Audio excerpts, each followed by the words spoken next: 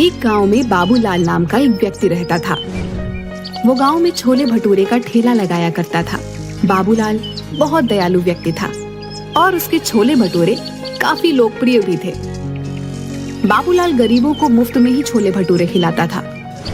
बाबूलाल की पत्नी निर्मला हर बार की तरह आज भी शाम को बाबूलाल से झगड़ा कर रही थी। अजी, मैं आपको समझा समझा कर तंग आ चुकी हूँ, लेकिन आप हो कि मेरी बात एक भी नहीं सुनते। आधे से ज्यादा तो छोले भटूरे तो आप मुफ्त में बांट देते हो। अगर ऐसा ही हाल रहा तो वो दिन दूर नहीं कि जब हमें कटोरा लेकर घर घर जाकर भीख मांगना पड़ेगा। मैंने तुमसे कितनी बार कहा है अनीता, रोज रोज मुझसे झगड़ा मत किया करो। तभी बाबूलाल के घर पर उसका दोस्त गज्जू अपनी पत्नी आशा के साथ आ गया। अरे बाबूलाल भाई, कैसे हो? सुना है कल मोहनलाल तुमसे बड़ी अकड़ में बात कर रहा था। बोल रहा था कि तुमने उसे 1 महीने से पैसे नहीं दिए। अगर कुछ दिनों में तुमने उसके पैसे नहीं चुकाए तो वो तुम्हारा ठेला भी जब्त कर लेगा और मारेगा अलग से। भाई साहब, आप तो इनके दोस्त हैं, आप ही क्यों नहीं समझाते इन्हें कुछ? मैं तो समझा समझा कर तंग आ चुकी हूँ। अरे भाभी, मैं इस बेवकूफ को कई बार समझा चुका हूँ, लेकिन इसके सर पर लोगों की मदद करने का भूत चढ़ा हुआ है। कहीं किसी दिन ऐसा ना हो जाए कि इसे मदद की जरूरत ना पड़ जाए। गज्जू की बात सुनकर उसकी पत्नी आशा हंसती हुई बोली, अरे वो सब छोड़ो, ये देखो निर्मला, मेरा सोने का हार कल ही इन्होंने सुनार से बनवा कर दिया है। ये तो बहुत महंगा वाला हार लगता है।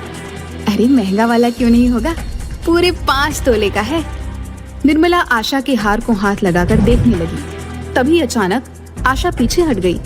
बुरा मत मानना निर्मला, कल ही खरीदा है और तुम्हारे हाथ भी गंदे हैं। तुम्हारे हाथ लगाने से कहीं ये काला ना हो जाए। अच्छा, मैं तुम्हें यही हार दिखाने के लिए यहाँ पर आई थी। अब हम चलते हैं। आशा और गुज्जू वहाँ से चले गए और निर्मला गुस्से में सोने चली गई। अगले दिन बाबूलाल अपने छोले भटूरे का ठेला लेकर बाजार में चला गया।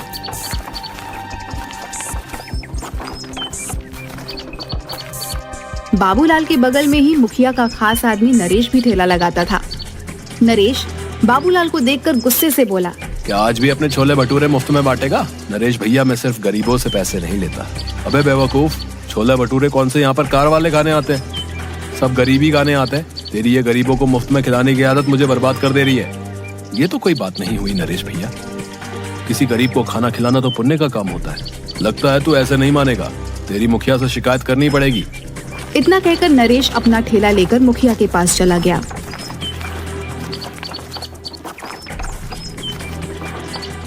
नरेश को गुस्से में देखकर मुखिया बोला, क्या बात है नरेश, आज इतने गुस्से में क्यों है? मुखिया जी, वो बाबूलाल मेरे ही बगल में ठेला लगाकर लोगों को मुफ्त में खाना खिला देता है।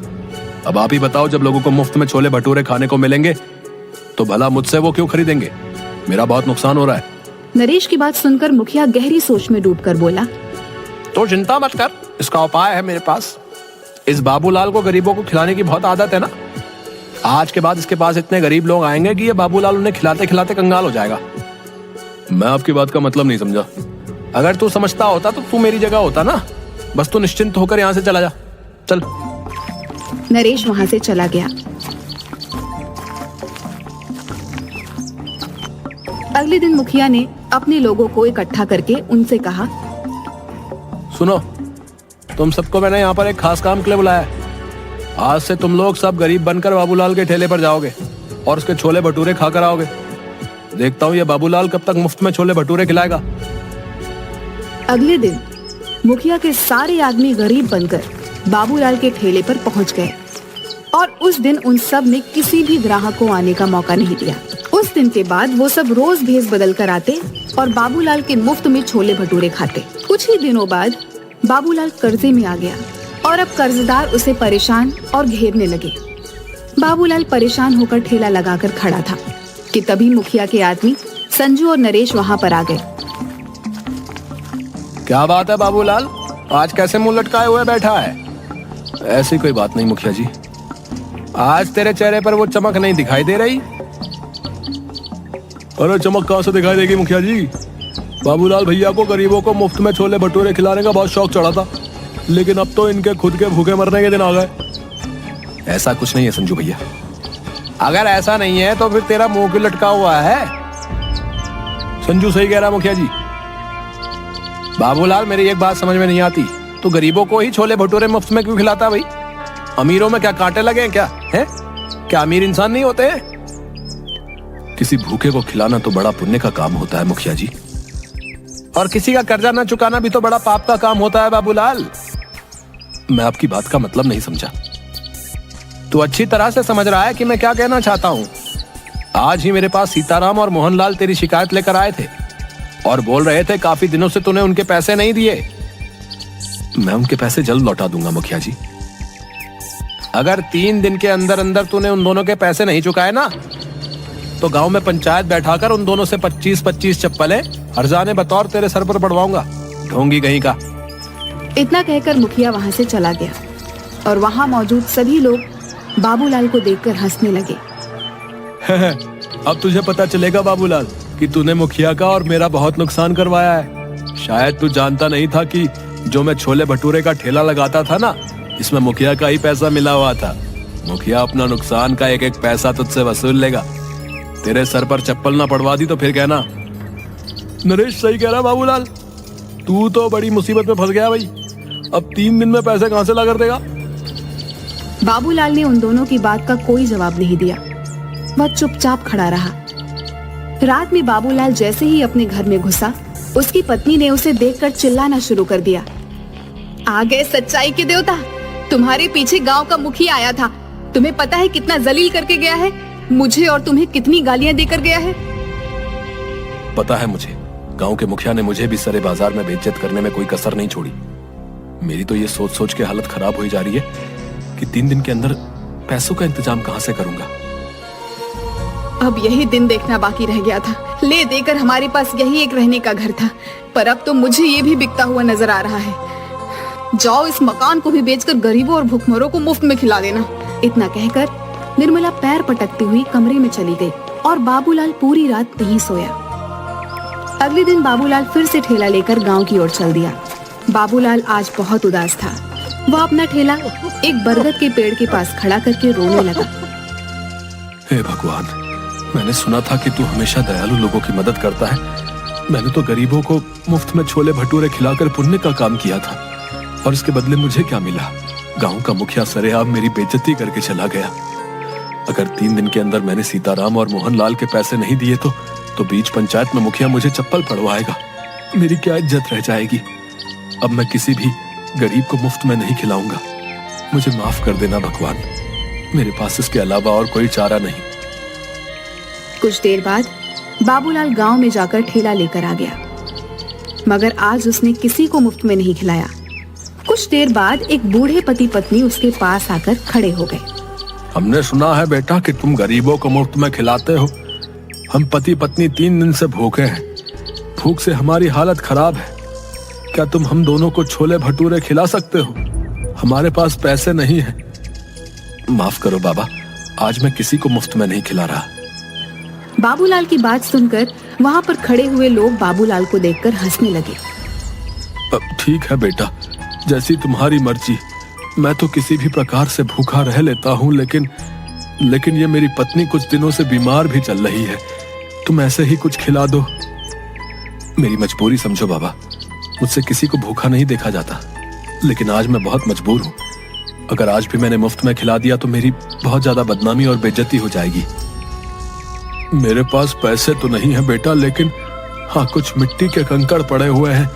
तुम उन मिट्टी के कंकड़ों के बदले मुझे और मेरी पत्नी को छोले भटूरे खिला सकते हो। बाबा, मैं भला मिट्टी के कंकड़ों का क्या करूंगा? मुझे पैसों की जरूरत है। गरीब की दी हुई कोई भी चीज बेकार नहीं होती बेटा। एक ना एक दिन वो काम जरूर आती है।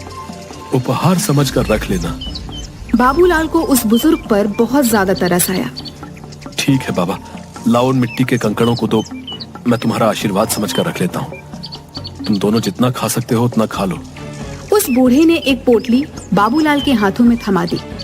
बाबूलाल ने देखा उसमें मिट्टी के कंकड़ रखे हुए थे। बाबूलाल दोनों पति पत्नी के लिए गर्मा गर्म छोले भटूरे बनाने लगा।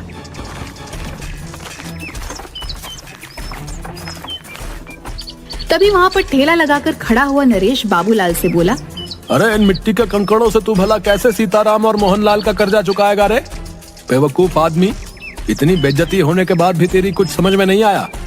नरेश, मेरी जिसे मर्जी चाहेगी मैं उसे मुफ्त में खिलाऊंगा। तू कौन होता है मुझे रोकने वाला? जाकर बोल देना अपने मुखिया को। मुखिया का चमचा कहीं का। 3 दिन बाद जब मुखिया उन दोनों से तेरे सर पर चप्पलें पड़वाएगा ना, उस दिन मैं तुझसे बात करूंगा। हाँ, मुझे भगवान पर पूरा विश्वास है, वो दिन कभी नहीं आएगा। इतना कहकर बाबूलाल फिर से छोले भटूरे बनाने लगा, मगर देखते ही देखते वह बूढ़े पति पत्नी बाबूलाल के सारे छोले भटूरे खा गए। बाबूलाल जरा सा चेहरा लिए उन्हें देखता रह गया। उसने देखा उसके ठेले पर अब कुछ भी नहीं बचा था। बाबूलाल चुपचाप अपने घर चला गया। क्या हुआ, आज दोपहर में ही कैसे चले आए? कहीं आज भी सारे छोले भटूरे कहीं बांट तो नहीं आए? निर्मला, मुझसे इस वक्त बात मत करो। अरे तो फिर और किससे बात करूं? अपना सर दीवारों पर मारूं क्या? मेरी तो सोच सोच के हालत खराब होते जा रही है कि 2 दिन बाद क्या होगा। वैसे तुम कभी शाम से पहले घर नहीं आते, आज क्या हुआ? बाबूलाल ने अपनी पत्नी को सारी घटना बता दी। हे भगवान, इस आदमी का मैं क्या करूं? इसने तो बेवकूफीपन की सारी हदें पार कर दी। अरे उन दोनों को सारे छोले भटूरे खिलाने की क्या जरूरत थी? मुझे क्या पता नहीं था? मुझे लगा था कि वो 2 या 3 से ज्यादा नहीं खाएंगे, लेकिन उन्होंने तो देखते ही देखते सारा ठेला साफ कर दिया। लाओ, मुझे भी दिखाओ आखिर उन दोनों ने कौन सी मिट्टी के कंकड़ दे दिए हैं जिसके बदले तुम आज सारे छोले भटूरे उनमें लुटा कर आ गए। वहाँ पर खड़े लोग तुम्हारा मजाक गलत नहीं उड़ा रहे थे। भला कोई मिट्टी के कंकड़ के बदले छोले भटूरे खिलाता है क्या? मैंने उन मिट्टी के कंकड़ के बदले उन्हें छोले भटूरे नहीं खिलाए अनीता। उन दोनों के चेहरे से साफ लग रहा था कि वो कई दिन से भूखे हैं। लाओ दो मुझे, मैं भी तो देखूं उन गरीबों के उपहार में ऐसा क्या है। बाबूलाल ने उदास मन से वह पोटली अपनी पत्नी को दे दी और पोटली में कंकड़ देखकर निर्मला गुस्से से चीखते हुए बोली, हाय राम, अब इस कंकड़ का क्या करूं? लगता है तुम्हारी किस्मत में सीताराम और मोहनलाल के हाथों चप्पल खाना ही लिखा है। अब जो होगा देखा जाएगा निर्मला। अगर भगवान ने मेरी किस्मत में गांव वालों के सामने मेरी बेइज्जती ही लिखी है तो उसे कोई नहीं बदल सकता। बाबूलाल वहाँ से चला गया और 2 दिन बाद बाबूलाल पंचायत में सर झुकाए खड़ा था। क्यों रे बाबूलाल, पैसे लाया है? इंतजाम नहीं हो पाया मुखिया जी, कुछ दिन की मोहलत और दे देते। वो तो हम तुझे जरूर देंगे, मगर सीताराम और मोहनलाल के हाथों चप्पल तो खा ले। ऐसा मत कीजिए मुखिया जी, मेरी बेइज्जती हो जाएगी। मैं किसी को मुंह दिखाने के लायक नहीं रहूंगा। क्या हुआ, उस दिन तो बड़ा मुंह चला रहे थे, मार खाने की नौबत आई तो अब इज्जत की दुहाई दे रहे हो? मुखिया सीताराम और मोहनलाल की ओर देखकर बोला, देखते क्या हो, मारो इस दानवीर को चप्पलों से। बड़ा दानवीर बना फिरता है, मक्कार कहीं का। मुखिया की बात सुनकर मोहनलाल और सीताराम बाबूलाल को चप्पलों से मारने ही वाले थे कि तभी वहाँ पर बाबूलाल की पत्नी निर्मला आ गई। खबरदार, जो मेरे पति को किसी ने हाथ भी लगाया। क्यों रे बाबूलाल की पत्नी, तुझे पता नहीं तेरे पति ने दोनों से कर्जा लिया था? तेरी इतनी हिम्मत कि तू मुखिया के आदेश को चुनौती दे? मुखिया की बात सुनकर निर्मला ने मोहनलाल और सीताराम के पैसे मुखिया के मुंह पर मार दिए। ये लो, पकड़ो इन दोनों के पैसे। आइंदा मेरे पति के ऊपर आंख उठाकर भी नहीं देखना। तू ये पैसे कहाँ से लेकर आई? तुम्हें इससे मतलब? तुम्हें इनके सारे पैसे चाहिए थे ना, और इनके पैसे मैंने तुम्हारे मुंह पर मार दिए। बाबूलाल निर्मला के पास पैसे देखकर हैरान रह गया। बाबूलाल ने आहिस्ता से निर्मला से पूछा, निर्मला, तुम ये पैसे कहाँ से लेकर आई? घर चलो, मैं तुम्हें सब बताती हूँ। बाबूलाल निर्मला के साथ घर पर आकर बोला, अब बताओ भी निर्मला, तुम ये पैसे कहाँ से लेकर आई? आज जब तुम्हें मोहनलाल और सीताराम पकड़कर ले गए थे तो मैं फूट फूट कर रो रही थी। रोते हुए मुझे अचानक गुस्सा आ गया और मैंने गुस्से में वो पोटली बाहर फेंकने के लिए निकाली जिसमें कंकड़ थे। मगर जैसे ही उस पोटली में से कंकड़ फेंके तो उसमें से कंकड़ नहीं बल्कि बेशकीमती हीरे निकले। मैं तुरंत एक हीरा गिरवी रखकर पैसे ले आई और मुखिया के मुंह पर मार दिए। निर्मला की बात सुनकर बाबूलाल हैरान होकर बोला, लेकिन उसमें तो कंकड़ पत्थर थे। मैं भी हैरान रह गई थी। बहुत सोचने के बाद मुझे एहसास हुआ कि शायद वो दोनों बूढ़े पति पत्नी कोई मायावी लोग थे जो तुम्हारी मदद करने आए थे। निर्मला ने इतना कहा ही था कि तभी दरवाजे पर दस्तक हुई। निर्मला उन हीरों को देखने में खोई हुई थी। बाबूलाल ने जाकर दरवाजा खोल दिया। दरवाजे के बाहर वही बूढ़े पति पत्नी थे जो बाबूलाल की ओर देखकर मुस्कुरा रहे थे। आप दोनों कौन हैं? हम दोनों देव हैं। 2 दिन पहले तुम जिस बरगद के पेड़ के नीचे खड़े होकर भगवान से बातें कर रहे थे, हम दोनों तुम्हारी बातें सुन रहे थे। हमें लगा कि तुम्हारी मदद करनी चाहिए। मैं आप दोनों का कैसे शुक्रिया अदा करूं? अगर तुम्हें हमारा शुक्रिया अदा करना है तो एक बात ध्यान रखना, इन हीरो को बेचने के बाद तुम बहुत ज्यादा अमीर हो जाओगे। लेकिन कभी भी गरीबों को खाना खिलाना मत भूलना। चाहे कितनी भी अड़चने आए, चाहे कितनी भी परेशानियां आए, याद रखना भगवान उस व्यक्ति को बहुत ज्यादा पसंद करता है जिसके दिल में दूसरों के लिए दर्द होता है। इतना कहकर वो दोनों बूढ़े पति पत्नी वहां से गायब हो गए। उस दिन के बाद बाबूलाल देखते ही देखते बेहद अमीर हो गया, लेकिन वो आज भी गरीबों को मुफ्त में छोले भटूरे खिलाता है।